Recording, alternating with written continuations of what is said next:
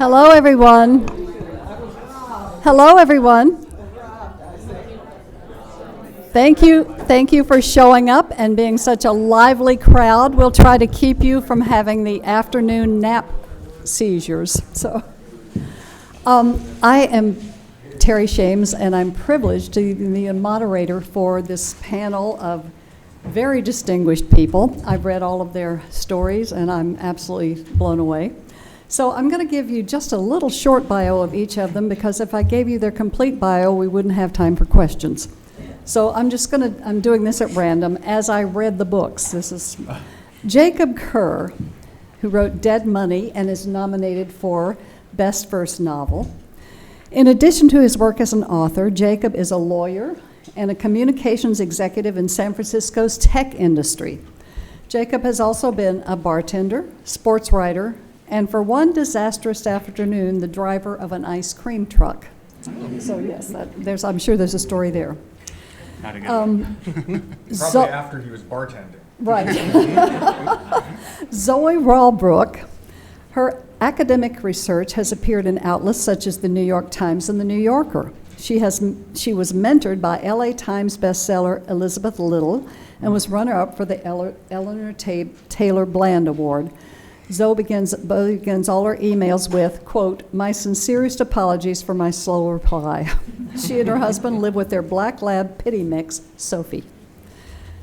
Sandra Jackson-Opoku, who wrote Savvy Summers and the Sweet Potato Crimes, which was nominated for the Simon & Schuster Mary Higgins Clark Award, is an award-winning author of The River Where Blood is Born and Hot Johnny and the Women Who Loved Him, which I can't wait to read. Her fiction, nonfiction, and dramatic works are widely published and produced. She has received recognition that includes a Hearst Foundation James Baldwin Fellowship, a National Endowment for the Arts Fiction Fellowship, an American Library Association Black Caucus Award, and many others. It would take the rest of the panel to list them all. I forgot to say that Zoe Wallbrook wrote History Lessons, which was also nominated for Best First. So then we have Daniel G. Miller, who wrote The Red Letter, which was nominated for the G.P. Putnam's Sue Grafton Award. Daniel is the USA Today best-selling author of the Orphanage by the Lake mystery thriller series and the Tree of Knowledge adventure series. His novels have been published in over 15 different languages. Let that sink in. And he currently serves as the president of the Florida chapter of the MWA. When he's not writing, he enjoys sipping sunset cocktails with his wife, watching NBA basketball, of which I'm also a big fan, and singing off-key to his toddler son, not necessarily in that order. Gregg Hurwitz, if you don't know him by now, you just never will. He wrote Orphan X, a Mysterious Profile, which was nominated for Best Short Story. Gregg is the New York Times #1 internationally best-selling author of 27 thrillers, including the Orphan X series, with award-winning books published in 33 languages. Sure. He serves as co-president of the International Thriller Writers and has written for film, television, and comics for AWA, DC, and Marvel. Additionally, Gregg writes widely against polarization in politics and culture, and his award-winning digital creative content work has reached several 100 million views on digital platforms. So let's get started. Writers say that their primary goal is to entertain, but the name of our panel is Addressing Difficult Questions and Social Issues in Fiction. So in each of your stories, you each address some difficult questions. I'm going to describe a little about each of your books, and I'd like you to comment after I describe each of you what you want readers to take away from the story. So I'm going to start with Jakob's novel, Dead Money. Again, nominated for Best First Novel. A tech wizard is murdered. It's a novel that explores the greed of the tech world and the people who are naive geniuses and the people who take advantage of them. I'd like for you to talk a little bit about the subject of why you describe what you want readers to take away from this book. Sure. Hi, everyone. Thanks for coming. Yeah, I mean, for better or for worse, you write what you know, and I have spent most of my career in the tech industry. I joined, back in over 15 years ago, and have had sort of a front row seat to how it's grown and developed over time. And, my view coming into writing Dead Money was, I think there are a handful of, nonfiction studies of the tech industry. There are sort of exposés or, different kind of documentaries or even sort of feature pieces written about the industry. But I think by and large, most of the cultural depictions of the industry haven't really gone farther than the beanbag chairs and, the crazy founders walking around barefoot and all their shenanigans. And there are just a lot of sort of deeper, more insidious layers to the industry. And as this industry has become more and more powerful, I thought it would be entertaining to set a story inside of this, commercial behemoth that was gradually taking over the world.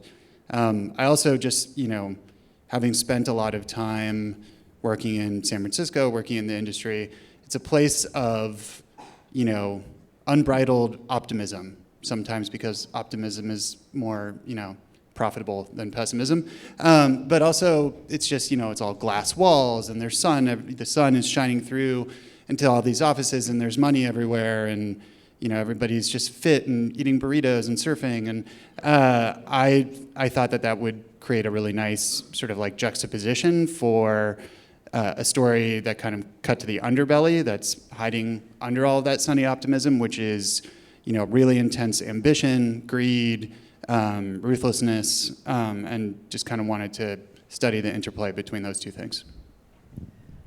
One of the things I thought was interesting about your particular book is there was a moral component to it. And I find that with each of your books. So do you want to say a few words about that as well, the morality that you're addressing there? Sure. I think it's complicated. I don't want to give anything away for folks who haven't read it yet, but yes, there's like I wanted to leave the reader asking themselves some questions about how everything ends. And then, yes, there's also just I think with any story that takes place within tech, you start to ask yourself questions about who's controlling these gobs of money that are floating around, who are the human beings that are building these products that are in large part sort of setting the course of the trajectory for humanity writ large over the next several decades. I think, in the early 2010s, nobody sort of realized just how powerful the industry was and how impactful it was going to be. And I wanted to, sort of investigate some of the ethics and morality such as it exists inside this industry that's shaping humanity. Thank you. Zoe, we're going to talk to you next about history lessons. Daphne Overture, who is her protagonist, is a quiet history nerd who finds herself the target of men who want something they think she has.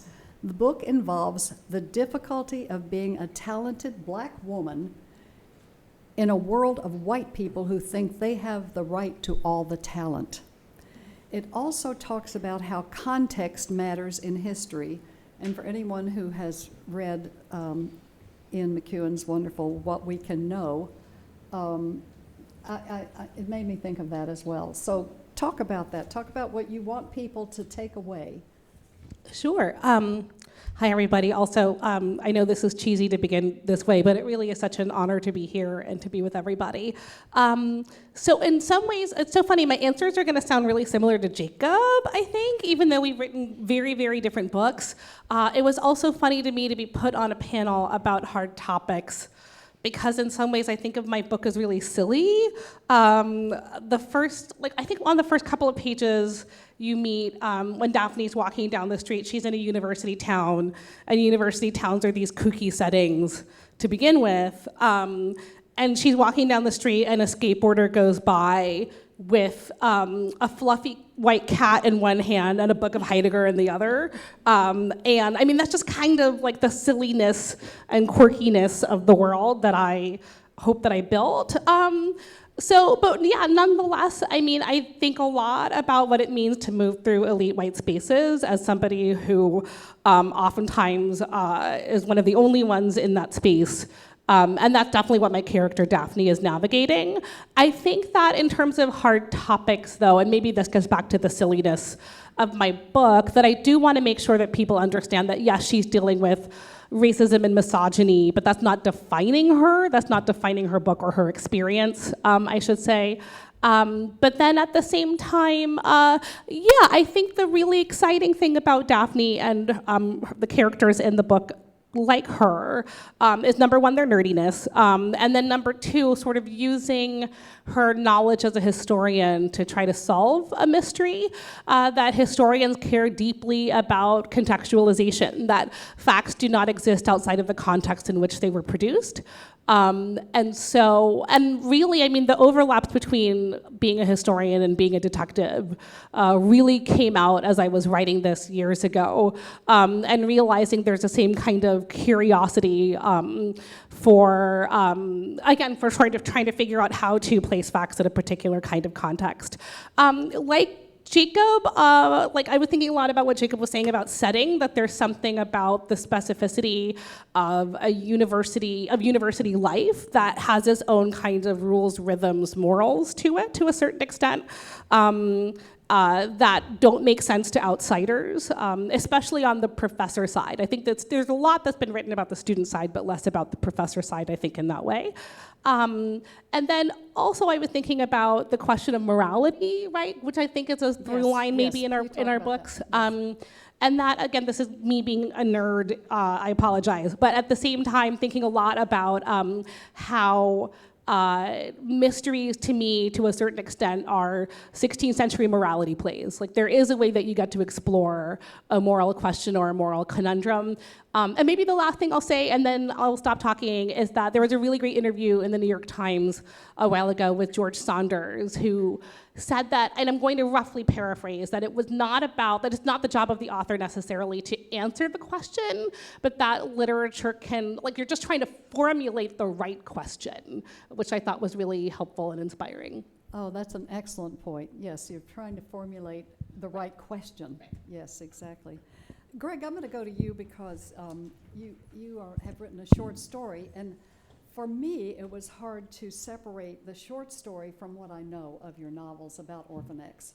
So the short story fills in part of the biography of the Nowhere Man. Evan Smoke reveals a taste of what life was like in the group home he lived in before he was selected for the Orphan program. I'm curious to know why you went back to that and what you want readers to get from that little vignette that you wrote. Well, thank you. I'm delighted to be here. I'm still recovering my composure slightly after drinking extensively from this bottle that is not mine. So I'm hopeful that the preceding panel wasn't on leprosy. Oh, okay. Well, you and I, we're together. So Evan Smoke was taken out of a foster home at the age of 12, and he was raised in a silo to be an assassin, to go places that the US government could not go, and to commit assassinations in violation of international law. And I'm always very interested in what it means to have liminal spaces that are neither part of the center or fully part of the chaotic fringe. And so black operations for the government are very interesting to me, because we have these people, we have soldiers, whether they're SEALs, whether it's CIA operations, where they are existing as an interface between the rule of law and the command of law and what is transparent, and chaos and mayhem. And there's a tacit understanding that we have that sometimes people need to go out into that world of chaos and to engage in it without becoming of it. So they need to have their back to the values. They have to know what they're protecting. They have to know what they have their back to. And they have to engage in a way while not becoming part of it. And Evan's background was chosen because frankly, the orphan program that he was raised in, is they wanted to pick kids who, if they're killed, if they're captured, if they're tortured, no one's going to miss them. No one's going to come after them. And the biggest switch that happens in the Orphan X series that I think distinguishes it in a lot of ways from the trope, which is a not uncommon trope about having kids raised to be assassins, is that his handler and father figure loved him. And so one of the things he tells Evan is the hard part isn't making you a killer. The hard part is keeping you human. And the series is really about somebody who wants to maintain and move towards that humanity despite doing and committing terrible acts. He never learned all the things he was taught, whether it's sniping, being drown-proofed. He never was taught the strange language of intimacy, and he's trying to learn that. And so I wanted to go back to his background because he was the least empowered kid. He grew up in an East Baltimore foster home. He was the smallest kid who was there. And one of the first things that his handler tells him is, as powerless as you felt, I want you to remember that. I want you to remember that in your bones, no matter, because I'm going to train you and I'm going to give you powers that are unbelievable. And I want you to never forget what it feels like to be powerless, because those are going to be some of the people who you're representing and protecting. And so I wanted to go back to that time and show him as this vulnerable kid when everything around him is beyond his control, when we're used to him as a hardened killer. You know, I absolutely agree about this. It works against tropes because I read a lot of thrillers, and so many of them, there's the tough guy, and he's nothing but a tough guy. And this guy has an underbelly that he was taught to try to remain human. So I just think that's terrific, yeah. Well, thank you very much, and thank you for the water as well. Yeah. Well, you're quite welcome. Okay. Sandra Jackson-Opoku. Okay, her story. Opoku. It's okay. Yeah, okay. Her story, Savvy Summers and the Sweet Potato Crimes, sounds just like a sweet little cozy, doesn't it? Well, this one has a little darkness to it, I have to say. The story is that the owner of Essie's Place, Savvy Summers, has a thriving business until two men die after supposedly eating her sweet potato pie. Meanwhile, a shady businessman is trying to force Savvy to sell her business. Now, it sounds straightforward. The book is peppered with great Aunt Essie's homilies such as, quote, tell the truth and shame the devil. This was my favorite part of the book, is these wonderful homilies. But what it was is the book is both funny and it's also dark. It has that dark underside to it. So talk to us about what you want readers to take away from this book. Yes, to a certain extent, I guess. Savvy Summers and the Sweet Potato Crimes violates some of the cherished tropes of the cozy mystery genre. It's set in an urban city versus Cabot Cove or St. Mary's Mead or, a sleepy little New England village. It is, it's a more or less, with a couple of exceptions, it's a black universe, self-contained. So in some ways it is kind of like a small town. It's Woodlawn, which has been described as the Harlem of Chicago.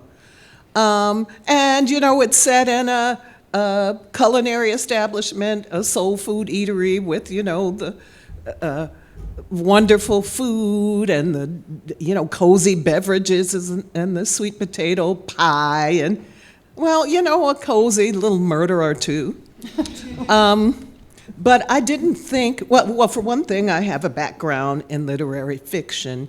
And although I had to sort of relearn some of my writing practices or adjust them to write a cozy mystery, I didn't think that I could do this story justice and this character justice, and to be honest, my culture justice, without talking about some of the seamy undersides of life in an urban area. In Chicago, as I know it's going on in New York City and really all over the world, regentrification is a big thing. Neighborhoods are being emptied out and sort of repopulated. And it's a complicated issue to say the least, but I wanted to speak to that, to the way that gentrification affects a neighborhood and the residents who live there. I also wanted to talk about, this archive of historical knowledge and lineage, and that's represented by the character of Aunt Essie that you spoke of. She's an ancestor, but her presence and her wisdom is very palpable. So she represents that lineage that is the 20th century kind of browning of Chicago that happened during the Great Migration, where 6 million Black people and also a significant population of poor white people came up from the South and sort of repopulated the big northern cities, and to a certain extent out west. And so the fact that that this is part of the heritage of soul food, which is, the backdrop this story is set against. I wanted to talk about where that came from. It didn't just pop up out of nowhere. It's part of a culture and an experience that extends to the South. In my case, it's Mississippi, the Mississippi Delta, but even beyond that to Africa and other places. So it's a little bit, although it violates some of the conventions of the cozy mystery, it was more important for me to be able to tell an authentic story that was authentically Chicago, authentically Black. I think authentic is the word here, and I'll tell you this. You were talking about the introduction of a lot of Black culture, and I felt as if it invited me to know more about Black culture than a lot of books that I read about that are set with Black characters. It was, if you read the book at the back, and you should know this in advance, there's a whole list of Aunt Essie's sayings, and I kept going back to that because I just really enjoyed that. It seemed like it really grounded the novel. Thank you. I have a friend who had an opera it premiered last week in Chicago. It's called Sophronia. It's about the Great Migration, and he told the story that when the lyric opera approached him to do this opera, he said, "This is not going to be chocolate-covered Mozart now," and that's kind of what informed my process as well. That's terrific. Then we're going to talk about Daniel G. Miller, his The Red Letter. Hazel owns a boutique private investigation firm. Her life is going well until the body of a priest is discovered, along with a red letter that contains warning Bible verses and chilling illustrations. The letters continue to appear. Every time there's a letter, there's another killing. The killings are grotesque and involve the killer's personal knowledge of the victim. Without giving away too much, I have to say this was what I considered the most morally grounded of all of the stories I read of you guys. Can you talk about what you want people to come away with? And I especially was interested in the part about the Catholic Church, because as we all know, Pope Leo has made himself very well known lately, and I'm not a Catholic, and I love this man. so yeah, let's talk. Can you hear me okay? So first of all, thank you again for having me. It's been really cool actually listening to everyone on the panel, because one of the things that struck me is that I think all of us are sort of mining similar ground through different techniques, and what that is to me is sort of mystery and thriller at its best, which is where you're talking about powerful forces that are shaping things in the background that whatever happens in that thriller or mystery brings to life, whether it's gentrification or secret government programs or the tech industry or institutional racism or the Catholic Church. I think one of the things that all of us are really interested in is there are so many powerful forces going on behind us all the time, right? That we don't even talk about it, and then something happens and it exposes everything. And so that's what I kind of wanted to explore with this novel, and also the previous novel in the Hazel Cho series, The Orphanage by the Lake, is I wanted to talk about power and how it's used, how it's abused, and the power of the powerless. And in this novel, there's really two characters who are the powerless. There's the main character, Hazel Cho, the private investigator, who's sort of the proxy for the every person, right? The person fighting against injustice. But then the killer themselves, they are powerless as well. And they are trying to expose that abuse themselves. They're doing it, obviously, through extremely dark means, but they're doing it. And to your question about morality, that's really what I'm trying to sort of highlight, right? Is that when the powerless are put up against powerful forces, there is a moral question involved of what the right thing to do is, right, in challenging that power. And I'll leave it at that. I won't answer that question. I'm not sure the book does either, but I do think that is mystery and thriller at its best, right? When you expose that and you do it in a fun way where you can have a glass of wine, flip through the pages, but also do a little thinking as well.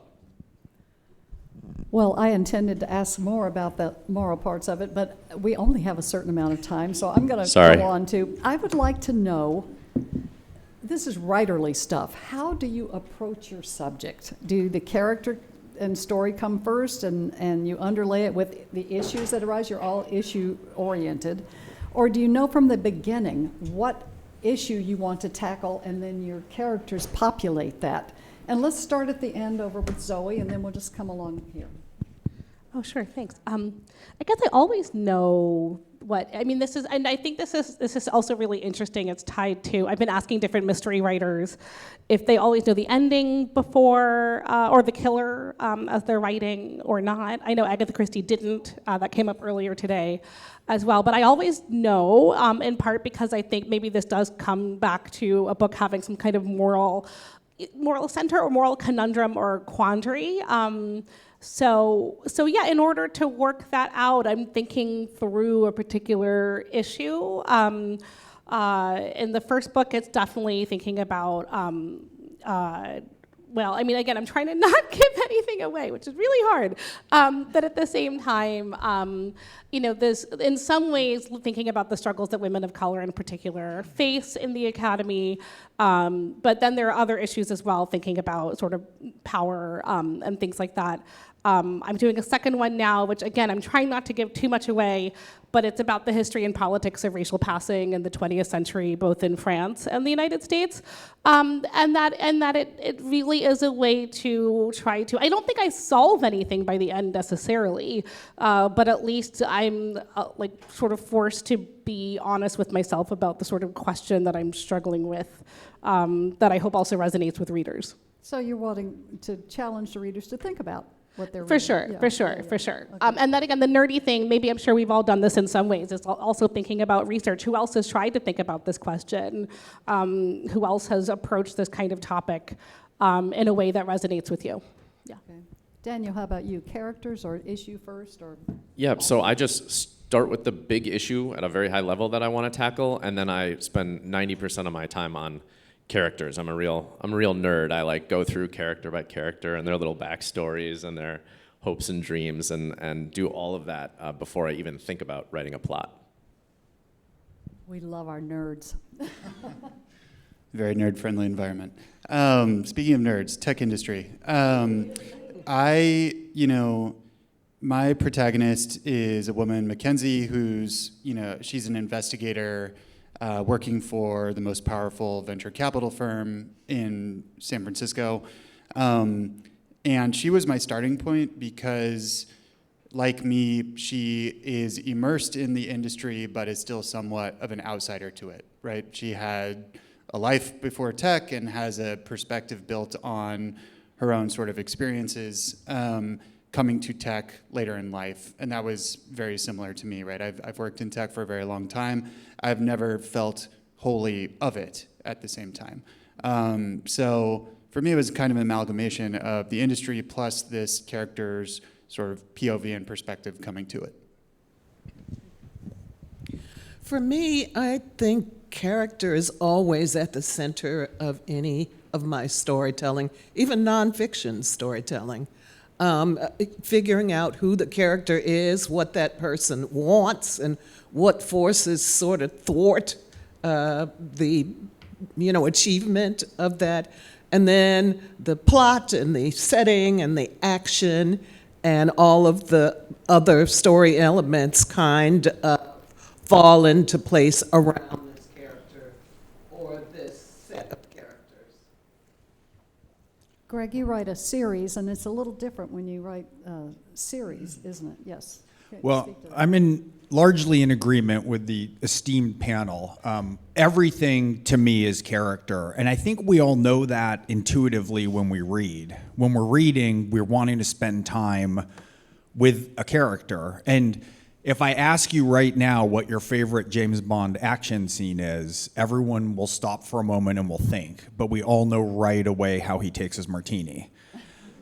The character and how we spend time with them is to me everything. And plot is nothing different than that character in motion through time. And usually there's a moral dilemma that has to be at the center of it that has a kind of key that's inside the character that unlocks what's happening in the world. I mean, that's the basis of narrative. That's what, back to the Greeks, that's what distinguishes it. That the narrative of the world comes in some way from something that's inside the character. It's not just when terrible things happen to good people, because that's pancreatic cancer or an Acme safe falling on your head. That's just life. Narrative, there's a connection between that. And the character, for me, when I'm writing Orphan X, everything that he does and says has to be as distinctive to him, even action sequences. So he's not going to approach a fight the way that Jack Reacher would. He's not going to approach a mission the way that Jason Bourne does. Everything has to be individual to him and who he is as a person, and him moving through time in that way and through a story that has resonance inside him is what combines to make it something that I think is more powerful. This makes me want to leave the podium and go back to my room and revise my novel. I just think this is a tutorial here. All right, here's a fun question. You're Edgar and related award nominees. Tell us something about your process that might surprise people. Is there an unusual time of day that you write? Do you write more than one book at a time?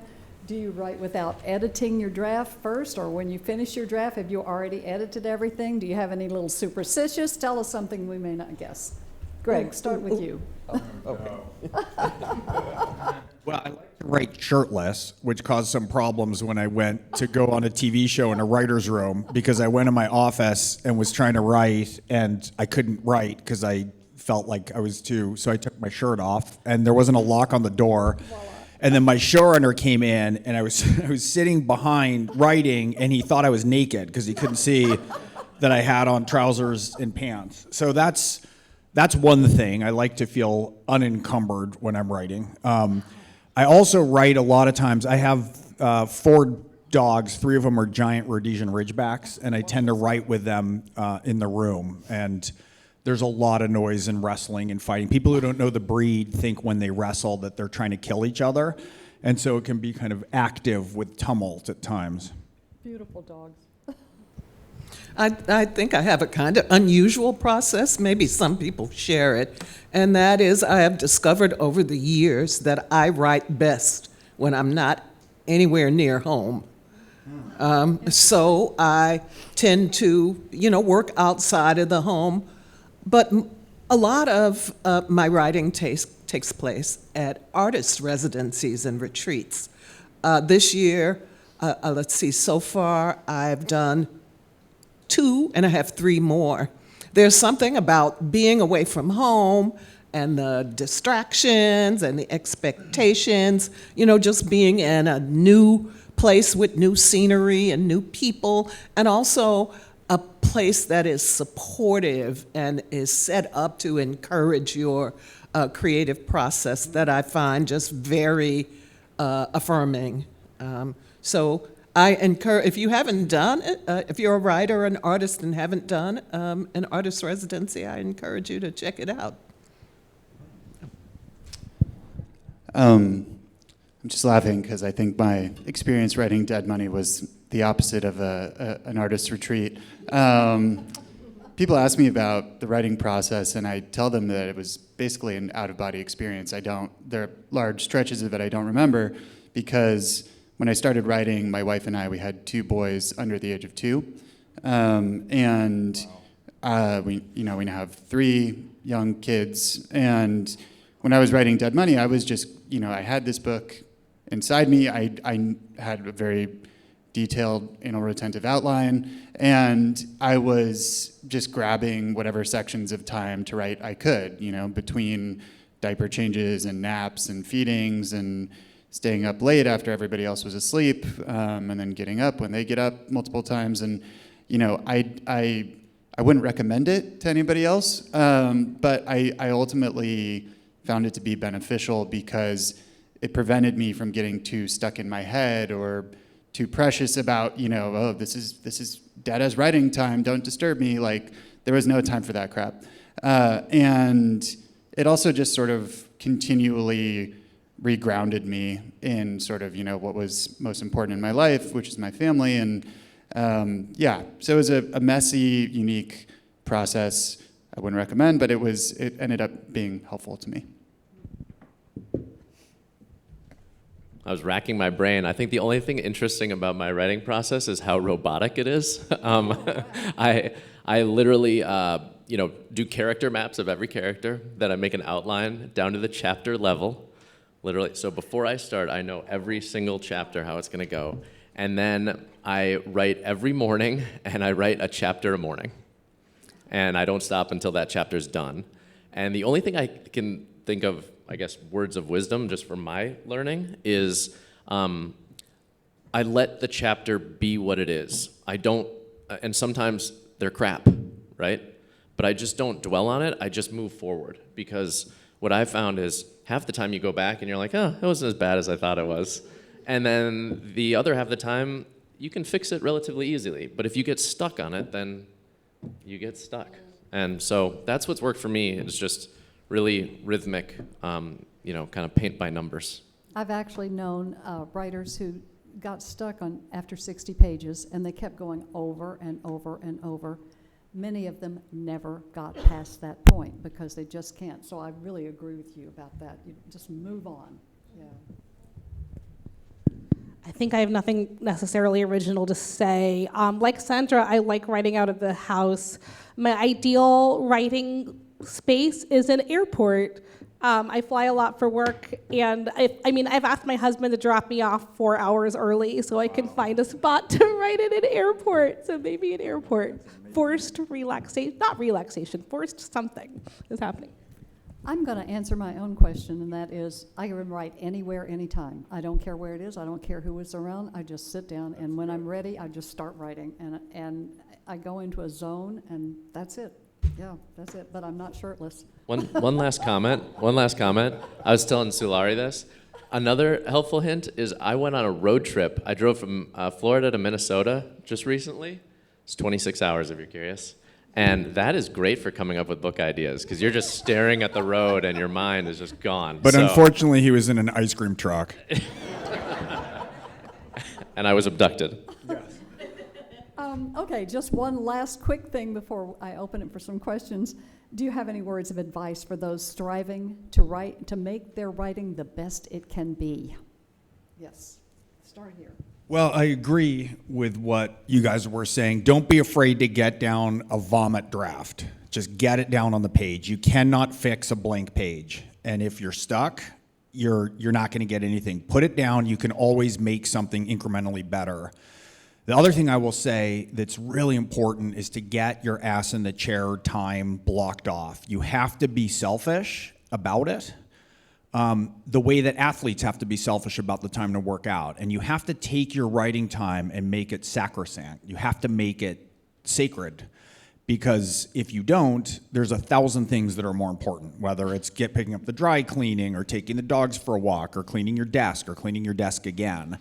And so it's up to you because nobody else really cares. It's not like you're a surgeon and you've scrubbed in and you're in surgery and no one's going to bother you. And so that leap of discipline to take that time and make it holy, no matter how little it is. If you have another job and that means 2 hours on the weekend and an hour before bed, make that time something that's holy to you and to your craft and to the art.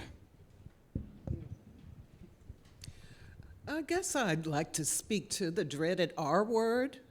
There was a meme going around on social media that said, expecting to be a writer and not be rejected is like trying to be a prize writer and not being knocked out. It's going to happen. And so I think it's really important for, your mental health as an artist and a creative not to let rejection get under your skin. If you can learn from it, and if that rejection comes with notes or some kind of useful comments, take it and use it. But I know too many, I taught creative writing for 30 years. And I just know of too many writers who stopped writing because they were so demoralized that their work was rejected. So I think it helps to anticipate it, but not let it like bowl you over and stop you up. I'm so glad you mentioned that. One of the things that's so unusual about writing, I'm sure you saw this over teaching for 30 years, is we have this incredible, I think, sensitivity as writers and artists, but then you have to have the hide of a rhinoceros at the same time for all the rejection that happens. And trying to find a balance between sensitive and the kind of onslaught of feedback is challenging. So I'm glad you spoke to that. Advice, Jacob? Yeah, my novel is nominated in the debut category. It's my first published novel. I speak to a lot of folks that are trying to get published for the first time or working on something and haven't been published before. And what I always tell them is you have to just write for yourself at the end of the day. If you get stuck in your head about, what are other people going to like? What is this agent looking for? What am I trying to shape my story for specific other people? You'll just never be happy. You have to be okay with the notion that what you're pouring all this time into might end up only ever being read by you and close family and friends and some people and you have to be okay with that. And the only way to be okay with that is to really enjoy the process of what you're writing and take something out of it for yourself. Write for yourself, write to make yourself happy. And then even if you do get published and you're working on a second book, like I've been through this process myself, it still holds true, right? You have to write for yourself. Don't write for others. I would just say that you can't spend enough time on character. That if you get your characters right, where they're deep and the person really identifies with all of them, even their little peccadillos, they will follow them anywhere. And so even before you think about the plot, make sure your characters are just indelible. I feel like I have nothing original to say, again, after such great remarks. Keep going. I mean, that really is the thing, and that, as I think Gregg was saying, there's something about putting in the time, whether it's daily or however you can, as a way to try to tell yourself that you're believing in yourself. That I've found so invaluable over the years. So, Thank you. We will take questions. We have about 5 minutes. Yes, sir, right here. Has anyone on the panel ever gotten pushback on thematic material, and if so, how have you dealt with it? This gentleman wants to know if people have gotten pushback on the material that they're the material that they're working on, and if so, how did they handle it? Do you mean pushback from like editors or readers or any of the above? Well, I did I had a reading last month in Taos, New Mexico. I was at an artist retreat. And someone, actually it was my discussion partner who had some questions about one of my characters. So one of the characters in Savvy Summers in the Sweet Potato Crimes, she's a minor character, but she's a little bit of a thought. Do y'all know what that is? She's a woman of, loose habits. She's a gold digger. She targets older men for their money or the money she thinks that they have. And the question that was asked, it was put to me tentatively, it was, isn't this stereotypical black culture? And so, I thought about it for a minute, and I said, do you know somebody that's like that? And she was like, well, yeah, but, there are all kinds of people and motivations of why this particular character had grown up and been able to make it on her looks and her sexuality. So that formed who she became as an adult. And she was a young adult. She was only 25 years old. So that kind of, I listen to, when people, I don't read reviews, but I listen to comment, and you kind of have to listen to your editor. You don't always have to take it home with you. But yeah. It's so funny because I think people expect sometimes that if you're writing a character, you're writing a symbolic trope for all characters. And the point is you're not writing black characters, you're writing one black character, and she's going to be specific. And it's the same thing, like if I'm writing women, I'm not writing an emblematic archetype of women, I'm writing a specific woman with complications and challenges. And it's funny because sometimes people try to pull things into a greater commentary where everything is types, and I think we thrive in the specifics. Okay, yes, this woman right here in the white sweater. Uh-oh, that's my wife. I think that's enough time. Thank you, that was a great question. It's not for you. Like I said, that's my wife. Well, you get asked this question all the time, so it became a curiosity to me for Zoe and for Sandra. Also, if you don't know what a thought is, Sandra was being kind. It's that hoe over there. And most of the thoughts I know are white. So there we have it. But Zoe and Sandra, Zoe, how much of Daphne is you and you are Daphne? And same question for Savvy also. Great question. Right, and this is another thing where, again, the assumption, maybe this is what Sandra was getting at as well, the assumptions of, the relationship between the author and the character, and thinking about the politics of representation. She is not me. I wish I was her. She's really cool. But nonetheless, I was able to borrow from and think a lot about my experiences as a Black professor, and to think about how that could inform her own experience. Yeah, but I think that's also, been the joy of getting to know her. I think a lot about what Dan was saying about character, that the more I got to know her, the more she also became special to me in ways that, because she's not me, I kind of admire her and I'm inspired by her, I think, yeah. I've heard it said that all of your characters contain some part of you. And I guess that's true. I've written a lot of stuff with a lot of different characters, from a slave ship captain to the Black man, his name is Jean-Baptiste Point de Sable, you can Google it, who founded Chicago, to a soul food chef.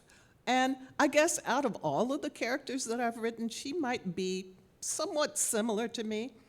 I am not a chef. I'm a retired college professor, but I do like to cook. Like Savvy Summers, I have a great aunt who, sort of took me under her wing and taught me soul food recipes. Savvy is also an educator. She's a retired high school student. She's a Black woman, a middle-aged Black woman of a certain full-figured woman, who also has a sexuality. That's another thing in cozy mysteries. Nobody can have sex, and nobody can utter a profane word, but plenty of that happens. So I think Savvy Summers is probably more like me than a lot of my other characters. I wish we had time for more questions, but the panel is This over, guy and I and- think they have done a fabulous job. So thank you. But there's a man back there who's had his hand up the whole time.